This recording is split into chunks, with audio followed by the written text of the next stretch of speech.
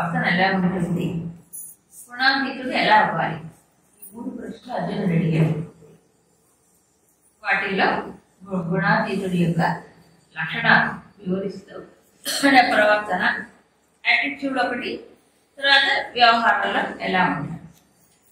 ఇందుకు ఆయన internal attitude చెప్పి ఎలా గుర్తుపట్టాలని చెప్తాడు. గుణై యహ న విచార్యతే, ఎవరైతే గుణాలు కుదురుతూ ఉంటే ఆ గుణాలకి న విచార్యతే అంటే చదవకుండా ఉంటాడు, కదలకుండా ఉంటాడు. ఎలా ఉండగలడంటే ఉదాసీనవత్ ఆసీన, ఎలా ఉంటాడు, ఉదాసీనుడు వలె ఉంటాడు కాబట్టి గుణాలకి చెల్లించాడు. మరి ఏమనుకుంటాడు ఆయన, గుణాహ వర్తంతే ఇది అంటే గుణాలు కదులుతున్నాయి, నేను ఎందుకు కదలాలి వాటితో పాటు, కదిలే గుణాలు కదా, అందుకని ఉదాసీనంగా ఉంటాడు కాబట్టి అసలు గుణాల యొక్క ఆటను గుర్తిస్తాడు. అందుకని తాను నా విచార్యతే, వాటితో చెదరగొట్టబడడు. అందుకని ఏమన్నా ఇంగదే, ఉదాసీనంగా కూర్చుంటాడు, అవతిష్టది అంటే స్థిరంగా ఉంటాడు. అప్పుడు నా ఇంగదే కదలడు, కదలడు అంటే చెల్లించడం. దేనికి గుణాల చేత చెల్లించాడు కాబట్టి ఇక ఆయనకి ఏ కదలిక చలనము లేదు, స్థిరంగా ఉంటాడు. ఇది ఒక గుణాతీతుడి యొక్క లక్షణంగా చెప్పాడు. ఈ ఉదాసీనత్వమే ముఖ్యమైన లక్షణం. సో ఉదాసీనుడు అంటే ఎవరు ఇక్కడ, సాక్షిగా చూసేవాడు. సాక్షిగా చూడటమే కాదు, అసంగముగా ఉండటమే కాదు, మరొకటి చెప్పారు ఇక్కడ, గుణానికి అతీతమైన దాన్ని చూస్తాడు, అది కూడా చెప్పాడు. తర్వాత శ్లోకంలో వస్తుంది. ముందు ఉదాసీనత్వం, ఉదాసీనత్వం అంటే ఏంటంటే ముత్తు ఆసీన, పైన కూర్చుంటాడు. ఏ పైన అండి, మెడ పైన, బుద్ధికి మనస్సుకి పైన కూర్చుంటాడు. మనస్సులో ఉంటే నేనే మనసు అయిపోతాను, అవునా, బుద్ధే నేను అవుతాను బుద్ధిలో కూర్చుంటే. బుద్ధికి మనసుకి ఆవల వేరుగా నిలబడి సాక్షిగా ఉంటాడు. అలా ఉన్నప్పుడు ఏం జరుగుతుంది, ఈ గుణాల ఆటని అబ్జర్వ్ చేస్తాడు, అంటే చూస్తాడు, పరిశీలిస్తాడు. సో ఇప్పుడు అప్పుడు ఎలాంటి గుణములు వచ్చినా, ఇందాక శ్లోకానికి కంటిన్యూషన్, ఇందాక శ్లోకం ఏం చెప్పారు, ప్రకాశం, ప్రవృత్తి, మోహం 3 గుణాలు ఉంటుంటే ఈయన ఎలా ఉంటాడు, నద్వేష సంప్రవృత్తాన్ని నా నివృత్తాన్ని కావాలి.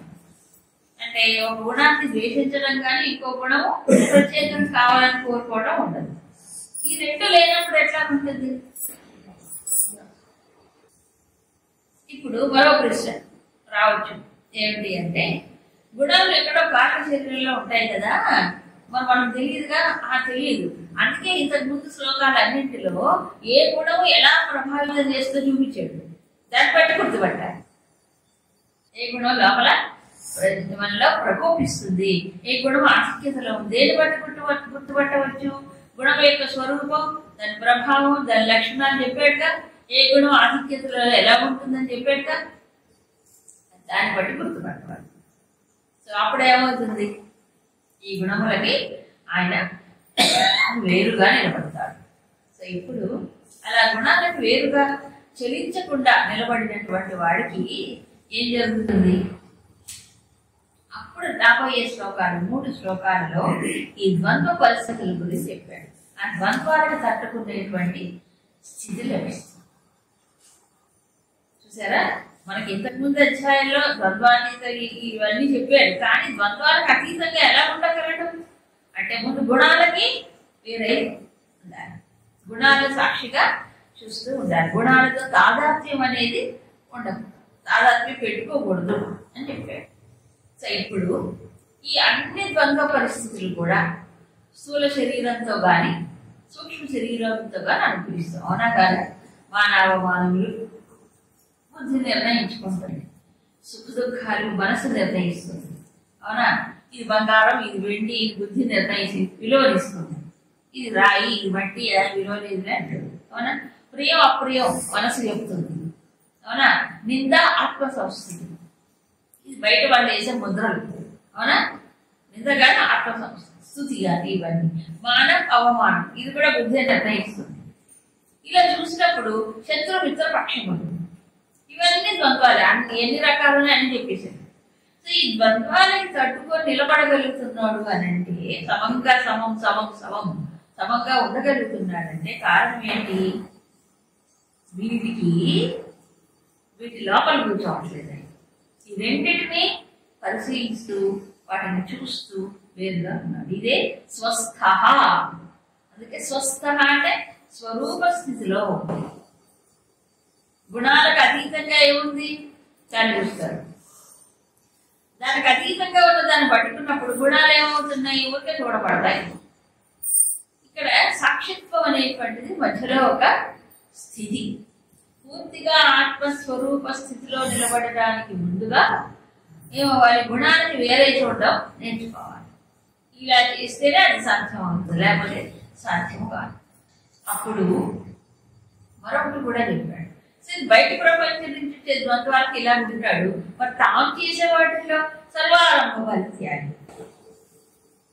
అది కూడా మనకి 6వ అధ్యాయం ధ్యానం గురించి చెప్పినప్పుడు చెప్పాడు. సర్వ ఆరంభములు అంటే ఆరంభం అంటే మొదలు పెట్టడం, మామూలుగా ప్రారంభించడం. ఏంటి ఏది ప్రారంభించడో అని మొదలు పెట్టడం కాదు అక్కడ. మరి ఏమిటి అర్థం? ఈ మొదలు పెట్టడం అనేది కర్తృత్వం అని అర్థం.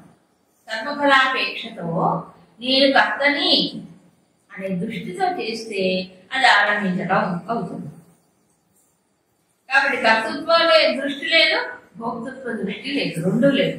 అప్పుడు సర్వారంభ పరిత్యాగి అంటాడు. ఆ ప్రకారంగా ఇదంతా నిజానికి మనకి ఎక్కడో ఈ అధ్యాయంలో ఒకసారి సన్యాస యోగ యుక్తాత్మ అన్నాడు. సన్యాస యోగంతో కూడిన వాడి ఉంటాడు. సన్యాస యోగం అంటే కాషాయ బట్టలు ఇవ్వటానికి కూర్చోవడం కాదు అక్కడ అర్థం. మరి ఏమిటి అంటే ఇగో ఇప్పుడు చెప్పినవన్నీ కూడా వాటికి దూరంగా నిలబడ్డే సన్యాసం. దీని శంకరాచార్యులు అదే చెప్తారు. ఏమిటంటే యావత్ ఎంత సాధ్యం తావత్ సన్యాసనం అనుష్ఠేయం. ఇప్పుడు చెప్పినటువంటి ద్వంద్వ పరిస్థితులు ఏవైతే వాటికి ఉదాసీనంగా ఉండగలగడం అని చెప్పారే, స్వస్థ స్వరూప స్థితిలో చింతనలో ఉండగలగడం అంతా ఇది అభ్యాసం చేయాలి. ఎంత వీలైతే అంతవరకు దృష్టి కదా. ఇది గుణాతీతత్వ సాధన లక్ష్యం అంటారు. ఇప్పుడు ఇలా యత్నం చేయగా దీంట్లో స్థిరముగా నిలబడినప్పుడు అదేమవుతున్నాడు? దాంట్లో గుణాతీతుడు అయిపోతాడు. గుణాతీతుడు అవ్వాలంటే ఇవి ఏం చేయాలి? దీన్ని ప్రయత్నపూర్వకంగా అనుష్ఠానం చేయాలి. అనుష్ఠానం అంటే ఏంటి? ద్వంద్వాలు వస్తుంటాయి. మరి ఏం చేయాలి? దాన్ని ప్రయత్నం చేయాలి. తట్టుకోవడానికి ప్రయత్నం చేయాలి. వాటికి చదవకుండా బెదరకుండా కదలకుండా మెదలకుండా అవునా? ఉండాలంటే ఏమిటి? దానికి వేరుగా చూడడం. అవును, ఎవరు ఎదుర్కొంటున్నారు ఇవన్నీ? మనసు బుద్ధి ఎదుర్కొంటాం, శరీరం ఎదుర్కొంటాం. అన్నది ఎవరిని? ఉపాధులే. ఒకవేళ ఏదైనా ఇచ్చిన ఉపాధులకే కదా ఇవన్నీ వస్తాయి. అవును కదా. మరి నేనెవరు? ఉపాధులకి వేరుగా చూసే సాధ్యం. నేను చూస్తున్నాను, అవన్నీ గుర్తిస్తున్నాను. గుర్తించి నాకేమైంది? వచ్చి నిజంగా అంటుకుంటాయండి. వచ్చి ముట్టుకుంటే ఏమైనా అవన్నీ బయటే ఉంటాయి. బయటే వదిలే, బయట నుంచి బయటే వదిలేసి లోపలికి తీసుకోకుండా అయిపోతుంది. చెప్పాను కదా, ఎవరైనా గిఫ్ట్ ఇచ్చారండి, ఎవరైనా గిఫ్ట్ ఇచ్చారు, థ్యాంక్ యూ వెరీ మచ్ అని చెప్పేసి తీసుకుంటే మంది అవుతుంది. తీసుకోకపోతే ఇవన్నీ భగవంతుడు గిఫ్ట్లు అంటారు. గిఫ్ట్లు ఏంటండి? గిఫ్ట్లు బాబా ఇవన్నీ చాలా బాధాకరంగా ఉంటాయి కదా.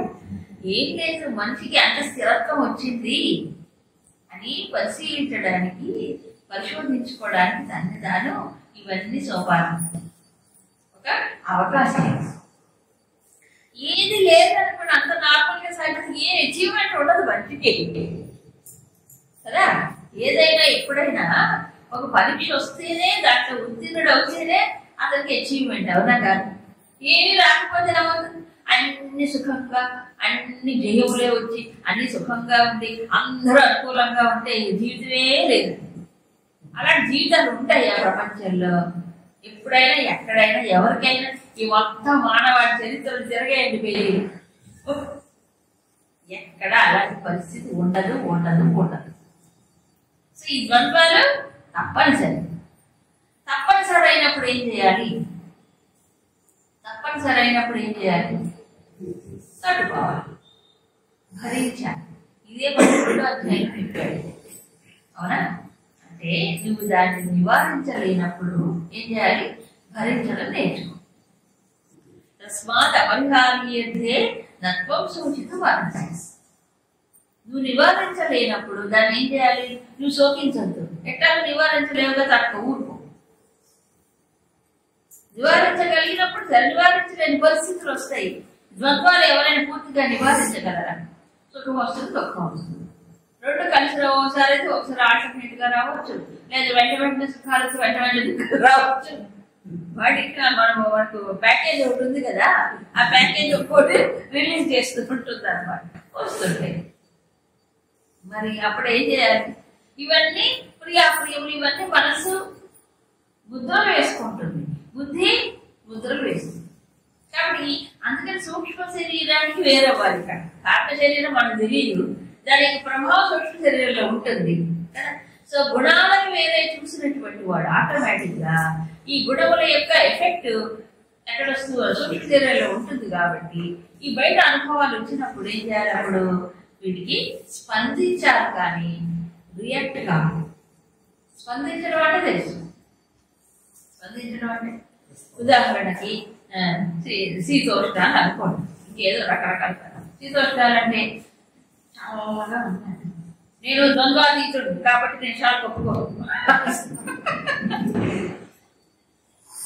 బలం ఉంటే ఆరోగ్యం ఉంటే తట్టుకోవచ్చు. బలం లేని వాళ్ళు ఏం చేయాలి? శరీరం అది పరిస్థితి ఏం చేయాలి? చాలా గొప్ప అంతే, అంతేగాని పిచ్చుకొని చేయకూడదు.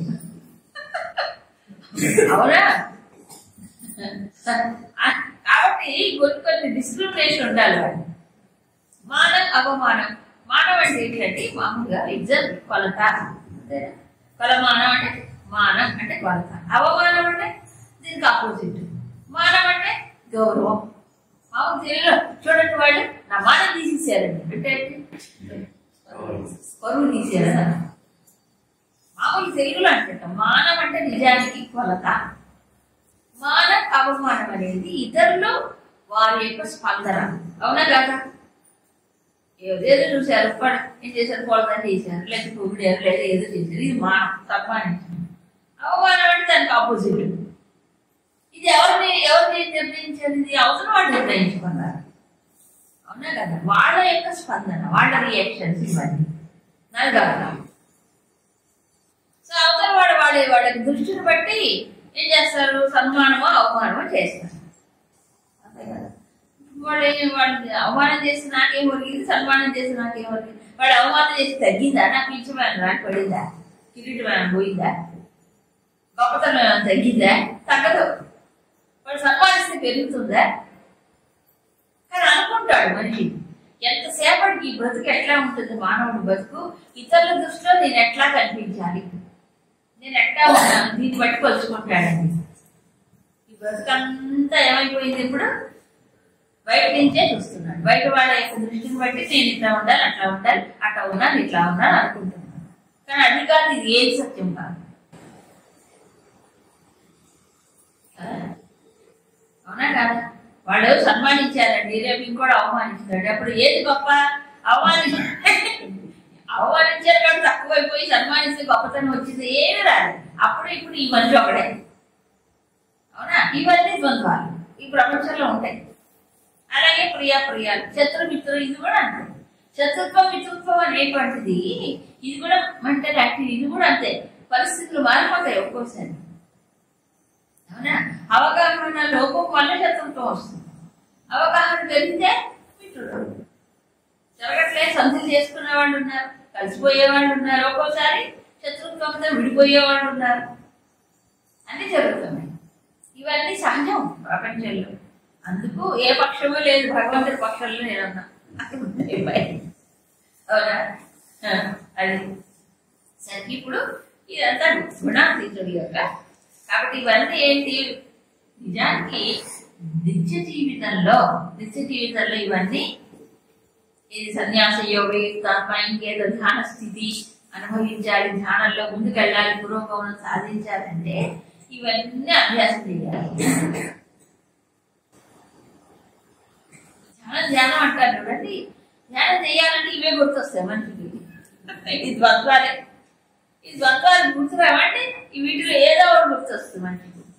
మరి వీటిని తట్టుకొని బ్యాలెన్స్ గా అక్కడ బయట ప్రపంచం నిలబడలేకపోతే కూర్చొని ఏం చేయగలడు? చేయలేడు, సాధ్యం కాదు. సో గుణాతీతుడు స్థితి పొందడానికి ముందు ఇవన్నీ అభ్యాసం చేయాలి. ఈ గుణాతీతుడికి సహజ లక్షణాలు మరి సాధకుడికి ఇవి ప్రయత్నపూర్వకంగా అభ్యాసం చేయాలి. అయితే ఒకటి తట్టుకోవాలంటారు, ఎట్లా తట్టుకోవాలి చెప్పండి? ఆయన కవచం ఇవ్వండి, మాకు కవచం ఇచ్చాడు. ఏమిటి? యహ అవ్యభిచారైన భక్తి యోగేన సేవతే. ఏమిటి? వ్యభిచరించని భక్తి యోగంతో ఎవరైతే సేవిస్తారో వాళ్ళు గుణాన్సమతీత్యా, ఈ గుణాన్ని దాటి బ్రహ్మభూయాయ కల్పతి, పరమాత్మని పొందడానికి అర్హత.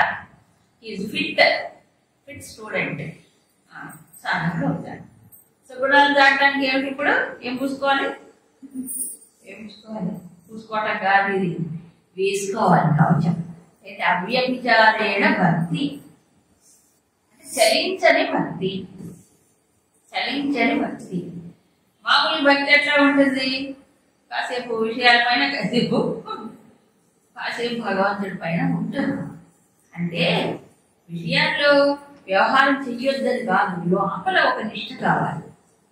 అంటే భగవంతుడే సర్వస్వము, సర్వకాల సర్వావస్థలందు ఆయన పైనే ఆధారపడి ఉండడం, ఆయనే తన యొక్క సర్వస్వముగా.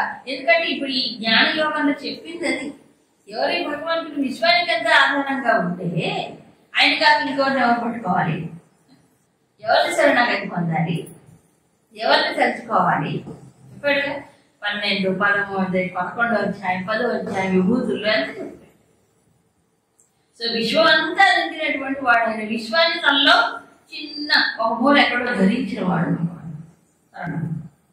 సో ఆ భగవంతుడు ఎందు భక్తి కలిగి ఉంటే, అది కూడా చలించని భక్తి కలిగి ఉన్నప్పుడు, కలిగి ఉండటం ఒకటి. 2 సేవతే, భక్తిని వ్యక్తపరచాలి సేవ ద్వారా.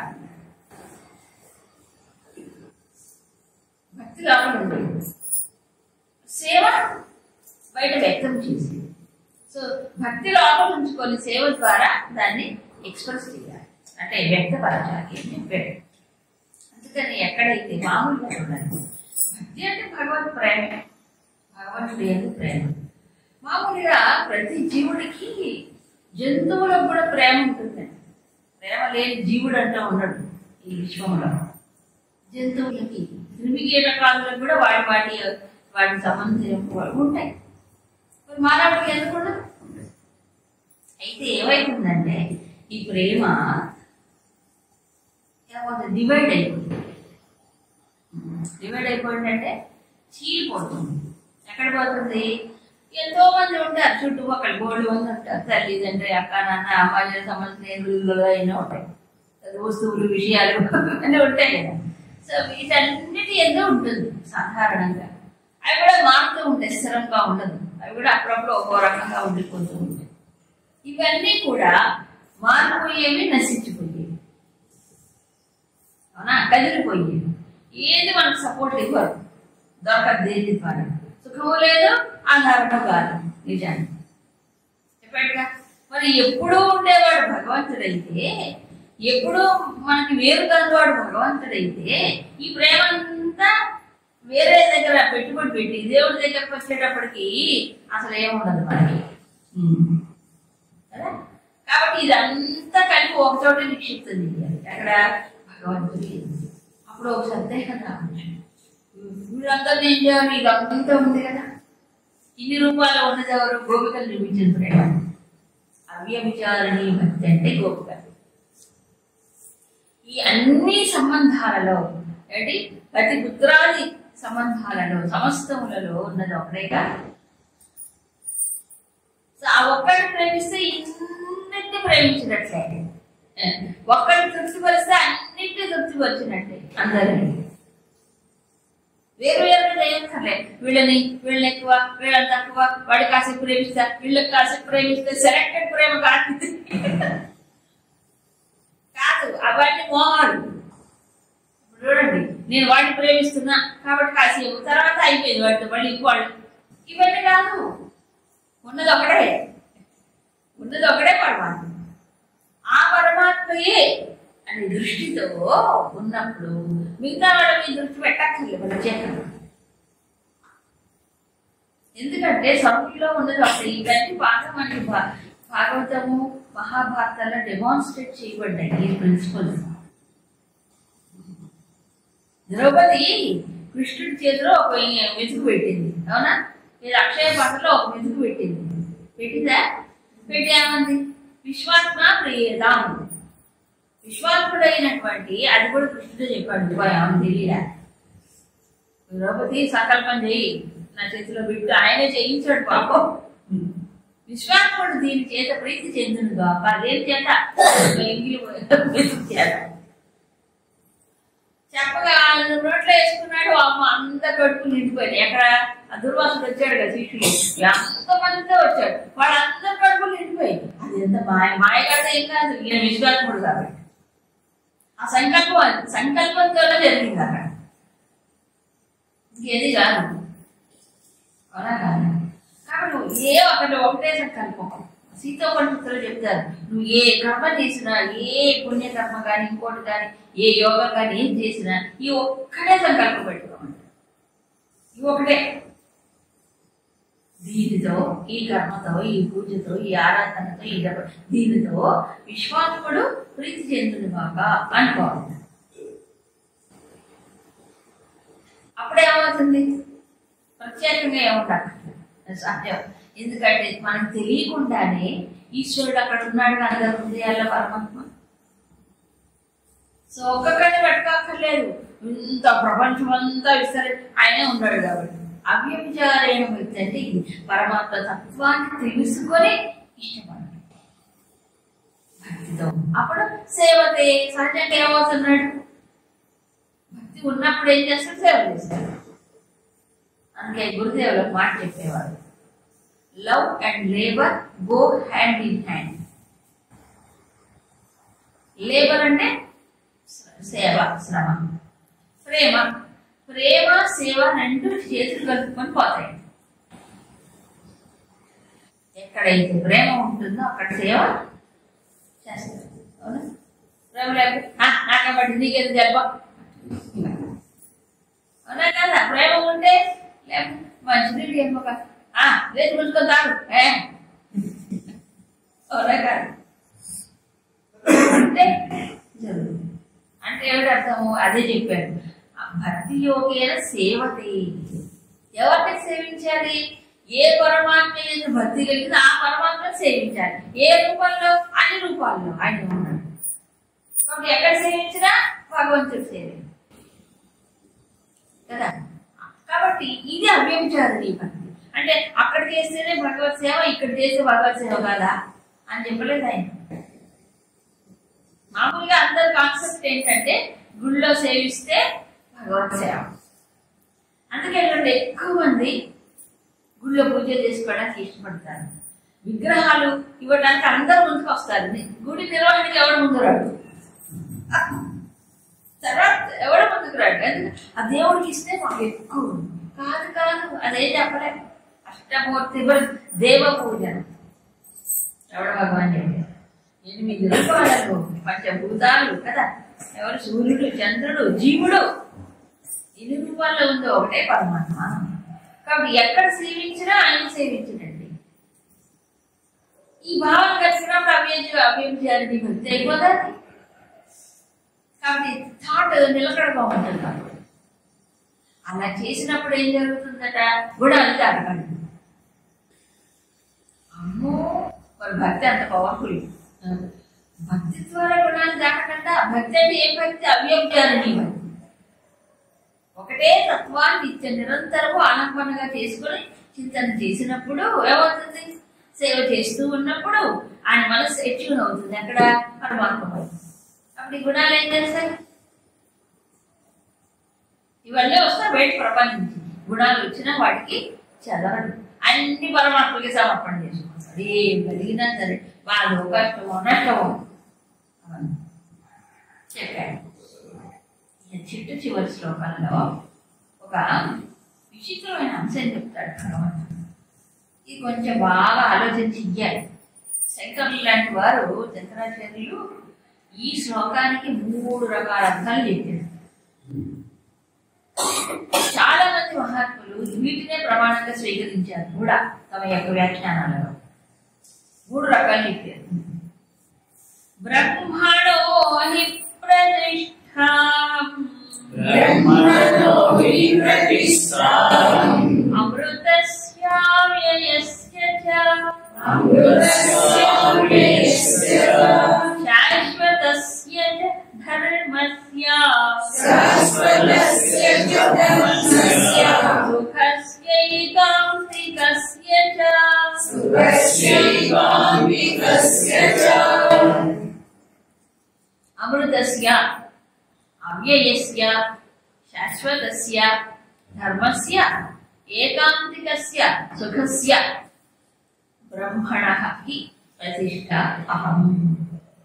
అహం బ్రహ్మణః ప్రతిష్ఠ, నేను బ్రహ్మమునకు ప్రతిష్ఠ.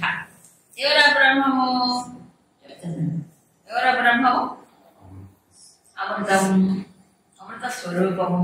తర్వాత అవ్యయం, వ్యయము లేనిది, ఖర్చు కానిది, శాశ్వతమైనది, ధర్మమైనది.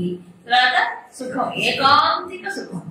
అంటే సుఖమే, దాంట్లో దుఃఖం లేచ మాత్రము లేదు, దాంట్లో విషయము లేదు, విషయ స్పృహ లేదు, విషయ స్పర్శ లేనటువంటి సుఖం. ఏకాంత సుఖం అంటే అది.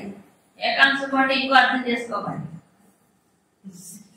అర్థం కాదు. అక్కడ మామూలు వెంకటేశ్వర స్వామి కూడా ఏకాంత సేవ చేస్తారు కదా. ఏకాంత సేవ అంటే ఏంటి అర్థము? అమ్మవారిని అయ్యవారిని వద్దలు పెట్టి ఒక పాలు పెట్టి ఏదో ఉయ్యాలు ఏదో పాట పాడుతుంటారు, అవునా? ఏకాంతికస్య అంటే ఏంటి? ఒకటే ఒకటి ఉండడం ఏకాంతం. ఏకమైన అంతం, ఒకటే ఒకట, అది సుఖం అంటాడు. ఏకాంతికస్య సుఖస్య రెండు కలిపి చెప్పుకోవాలి. అంటే ఒక వస్తువు ద్వారా వచ్చే సుఖము కాదు, ఒక విషయ అనుభవం ద్వారా వచ్చే సుఖము కాదు, అది ఏకాంత సుఖం. నిజమే కదా? ఇంకో వస్తువు ఉందనుకోండి, ఇంకో మనిషి ఉన్నాడు అనుకోండి, ఏకాంత సుఖం ఎట్లా అవుతుంది చెప్పండి? ఇంకోటి ఉందిగా పక్కన, ఇంకో విషయం ఉన్నా, ఇంకో మనిషి ఉన్నా, ఇంకో వస్తువు ఉన్నా, అది ఏకాంత సుఖం కాదు. సో దేనిపైన ఆధారపడకుండా తనలో తాను సుఖించడం, అది ఏకాంతిక సుఖం. అలాంటి సుఖం భగవద్గీతలో ఆత్మన్యేవ ఆత్మన తుష్ట చెప్పలే, శుద్ధప్రజ్ఞ లక్షణాలు చెప్పాడు. తనలో తానే తుష్టిగా హాయిగా ఉంటాడు. ఇంకోటి ఏమన్నాడు? ధర్మం. ఏం ధర్మం? శాశ్వత ధర్మం. ఈ వ్యవహార ధర్మం కాదు, శాశ్వత ధర్మం. సో ఏకాంతిక సుఖం, శాశ్వత ధర్మం ఏదైతే ఉందో. తర్వాత అవ్యయం, అమృతం. అవ్యయం, అమృతం. అమృతం అంటే తెలుసు, అంటే మరణం లేనిది. అవ్యయం అంటే ఖర్చు కానిది, ఎప్పుడో రకంగా. ఇది బ్రహ్మస్వరూపం అయితే ఈయనెవరట? ప్రతిష్ట. దానికి ప్రతిష్ట అంటే ఆధారంగా నేనున్నా. అవును, బ్రహ్మమే అన్నిటికీ మూలం అంటారు కదా. మామూలుగా ఏమంటారు? నిర్గుణ నిరాకార పరబ్రహ్మ అన్నిటికీ అధిష్టానంగా ఉంటుంది అంటారు. కానీ ఇక్కడ ఏమంటున్నారు? శాశ్వతం, శాశ్వత ధర్మస్వరూపం, ఏకాంతిక సుఖం, అమృతం, అవ్యయం. ఇలాంటి బ్రహ్మమునకు నేను ప్రతిష్ట అని కృష్ణుడు చెప్తున్నాడు. ఇలా చెప్పే కృష్ణుడు ఎవరు? ఏ నేను అనేది ఇక్కడ చెప్పుకోవాలి. ఏ నేనుగా చెప్తున్నాడు? అహం అంటే నేను, నేను అంటే ఈ నామరూపాలు కలిగిన కృష్ణుడా? పరబ్రహ్మం కాదు, పరబ్రహ్మని ప్రతిష్ట అంటున్నాడు. ఇక్కడ అర్థం చేసుకోవాలి. ఈ సందర్భం వేరు. పరబ్రహ్మమునకు పరబ్రహ్మం, అమృతం, అవ్యయం, శాశ్వత ధర్మం, ఏకాంతిక. దానికి నేను ప్రతిష్ఠ. ప్రతిష్ఠ అంటే మామూలుగా మన దేవాలయాల విగ్రహ ప్రతిష్ఠ చేసుకోవచ్చు, అవునా కదా? అంటే కదలకుండా నిలబెడతాం. ఊరికి నిలబెట్టి ప్రతిష్ఠ కాదు కదా, దానికి యంత్రం మంత్రం అన్నీ ఉంటాయి కదా, అవన్నీ చేసి నిలబెడతారు. అప్పుడు ప్రతిష్ఠ చేశారు అంటారు. కదలకుండా ఉంటాం. ఇక్కడ శంకరుడు ప్రతిష్ఠ అంటే ఏమిటో చెప్పారు. మరి పేరు ప్రఖ్యాతులు, పేరు ప్రతిష్టలు అంట. ఆ ప్రతిష్ఠ కాదు, ఈ ప్రతిష్ఠ కాదు. ఇక్కడ చెప్పిన ప్రతిష్ఠ వేరు. ఏమిటది? ప్రతిష్టది అస్మిన్ ఇది ప్రతిష్ఠ. దానికి ఒక విగ్రహాన్ని అని చెప్తారు. అస్మిన్ ప్రతిష్టది, దీని యందు నిలిచి ఉంటుంది బ్రహ్మము కాబట్టి ఇది ప్రతిష్ఠ. దీని యందు బ్రహ్మము ఉంటుంది అంటే నిలిచే స్థానం, బ్రహ్మములకు నిలిచే ఆధారం, నిలిచే స్థానం. అదేంట అన్నిటికీ బ్రహ్మ మూలం అంటారు, పరమాత్మ మూలం అంటారు. ఈ పరమాత్మకు బ్రహ్మమూలం ప్రతిష్ఠ ఏమిటి? ఇదే విచిత్రం. ఇక్కడ అంటే దీనికి ఏం చెప్తారంటే శంకరులు, బ్రహ్మము సర్వవ్యాపకమే, నిర్గుణ నిరాకార అనంత తత్వమే. కానీ ఈ బ్రహ్మమును నేను తెలుసుకోవాలంటే ఇంకా లోపల ఈ లోపల ప్రత్యేగాత్మ రూపుడై ఉన్నాడా లేదు? ఎవరు? ఆ పరమాత్మ. ప్రత్యేగాత్మ అంటే లోపల ఈ ఉపాధి లోపల ప్రత్యేక. ఇప్పుడు ఆ పరమాత్మ నేను అందుకోవాలన్నా తెలుసుకోవాలన్నా ఏముంది ఇక్కడ? ప్రత్యేగాత్మ. అందుకని పరమాత్మ ప్రత్యేగాత్మ ప్రతిష్ఠ అంటారు ఇక్కడ ఈ సందర్భంలో. అంతే కదా? ఇదొక ఇంటర్ప్రిటేషన్. పరమాత్మను తెలుసుకోవడానికి ఇక్కడ ఏం కావాలి? ప్రత్యేగాత్మ ఉండాలి. సో ప్రత్యేగాత్మను తెలుసుకున్నప్పుడు ఈ దీని ద్వారా ఏం తెలుసుకుంటాడు? ఓహో, ఈ లోపల ఉన్న ఆత్మే సర్వములో ఉన్నటువంటి పరమాత్మ. The self in me is self everywhere.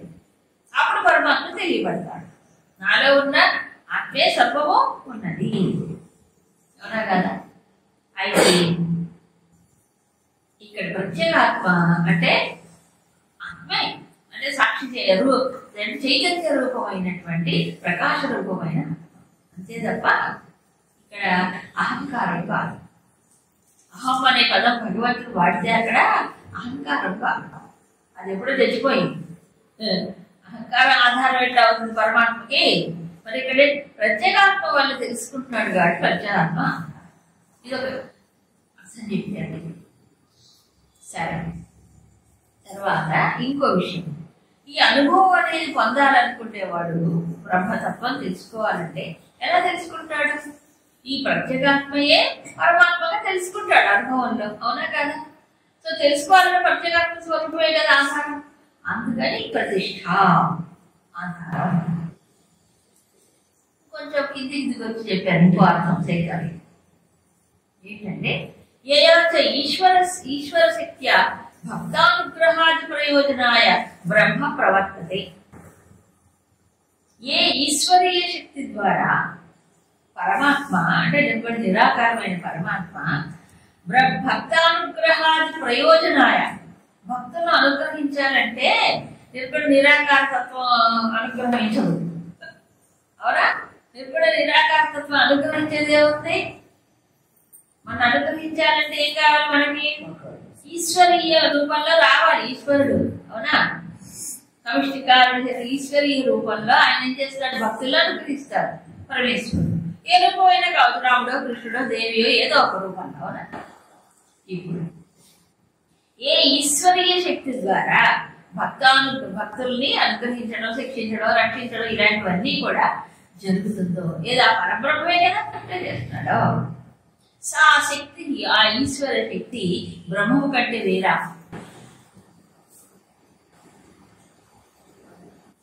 కాబట్టి సా శక్తి బ్రహ్మయేవా, ఆ శక్తి ఈశ్వరీయ శక్తి బ్రహ్మము కంటే వేరు కాదు. ఎందుకు వేరు కాదు అంటే దీనికి ఒక వాక్యం ఉంది, శాస్త్రవాక్యం. ఏంటి?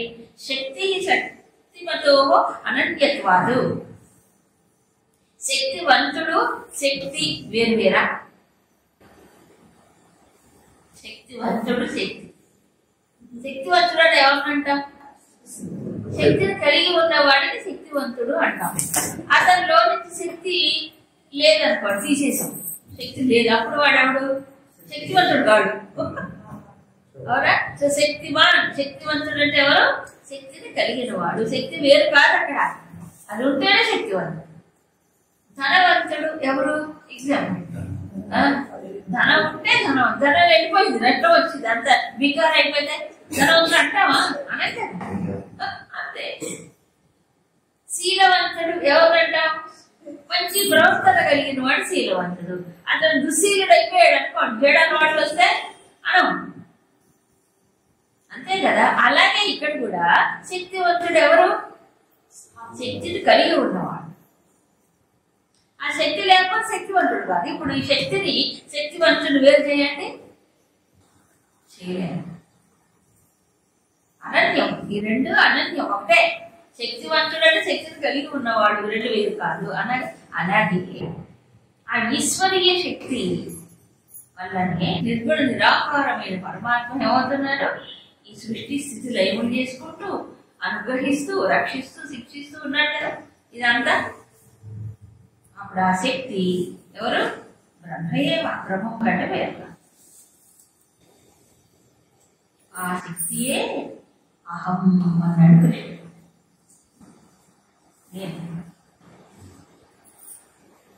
సో ఇక్కడ చూస్తే అందుకే శాస్త్రీయంలో శాస్త్రవేవి తపోవన్ మహారాజ్ కూడా అదే అంటారు. గంగా స్తోత్రంలో చెప్తారు అదే స్టేట్మెంట్. శక్తివంతుడు శక్తి వేరు కాదు కదమ్మా, నీ శక్తి లేకపోతే ఈ సృష్టి శ్రేయములు చేయగలరా? ఎవరైనా బ్రహ్మ విష్ణు మహేంద్రులు ఎవరైనా చేయగలరు. అది ఎప్పుడు నిరాకారమైన పరబ్రహ్మ ఏం చేస్తుంది నువ్వు లేకపోతే? చేయలేదుగా. స్పందిత మమ్మీ సౌందర్య మొదటి అదే శివశక్త్యాయుక్తో ఏది భవతి, కలిసినప్పుడే జరుగుతుంది. కాబట్టి ఇప్పుడు ఏమంటారు? ఆ ఈశ్వరీయ శక్తి బ్రహ్మయేవా, బ్రహ్మమే, బ్రహ్మను పొందించే ఉపాయం అని చెప్పచ్చు. కాబట్టి బ్రహ్మం కంటే వేరు కాదు. బ్రహ్మము కంటే వేరు దాన్ని పట్టుకున్నవాడు ఏమవుతాడు? బ్రహ్మం అవుతాడు. అవునా? ఇప్పుడు అమ్మను పట్టుకుంటే అమ్మ రికమెండ్ చేసిన నాన్నకి ఇదే అప్పటి నుంచే వచ్చే ఉపాయం. అవునా కాదు? ముందు అమ్మ దగ్గర చదువు కూడా అమ్మ దగ్గర పోయి అడుగుతారు ఏదైనా. అప్పుడు అమ్మ ఏం చేస్తుంది? నెమ్మదిగా నన్ను ఒప్పించి మెప్పించి అన్నం పెడుతుంది. అంతే కదా. అట్లాగా ఇక్కడ నిర్గుణ నిరాకారణ పరమాత్మ మనకు అందుబాటులో ఉండదు. కాబట్టి భక్తుడికి సులభంగా లభించేది ఎవరు? ఈశ్వరుడు. అంటే ఆయనతో మనం మాట్లాడచ్చు, ఆయనతో పలకరించవచ్చు, ఆయన్ని ప్రార్థించవచ్చు, వేడుకోవచ్చు, ఇవన్నీ చేయగలము. నిర్గుణ నిరాకార తత్వంలో ఏం చేస్తాము? ఏం చేయడం. ఎందుకని? ఆయన ఎవరు? అతీంద్రియం. అంటే ఇంద్రియాలకి అందరి ఇంద్రియ గోచరం కాదు. కంటికి దృశ్యం కాదు, చెవులకి వినిపించడు. అలాంటి వాడిని ఏమడుగుతా ఏమి